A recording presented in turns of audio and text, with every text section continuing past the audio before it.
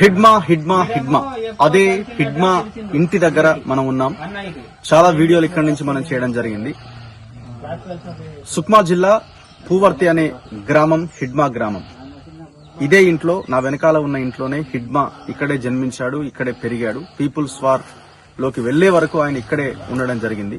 17 సంవత్సరాల వయసులోనే ఆయన పీపుల్స్ వార్ లోకి వెళ్లి దాని తర్వాత ఆయన సెంట్రల్ కమిటీ స్థాయికి ఎదిగిండు. అతి పిన్న వయస్కుడిగా సెంట్రల్ కమిటీలో ఉన్న ఏకైక గోండు గిరిజన ఆదివాసీ నాయకుడిగా ఆయన ఆ పార్టీకి సేవలు అందించాడు. సో ఇప్పుడు మనం హైదరాబాద్ నుంచి సుక్మా జిల్లా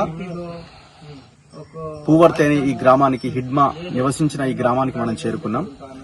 ఛత్తీస్గఢ్ హోంమంత్రి విజయ్ శర్మ కూడా వచ్చింది. ఆయన తల్లికి భోజనం పెట్టి తినిపించింది. ఇగో ఇక్కడే ఆయన చనిపోక ముందు. ఆ తర్వాతే హిడ్మా ఎన్కౌంటర్ కు గురైందని పోలీసులు ప్రకటించారు. లేదు, కాల్చి చంపేశారని పౌర హక్కుల నాయకులు చెప్తున్నారు.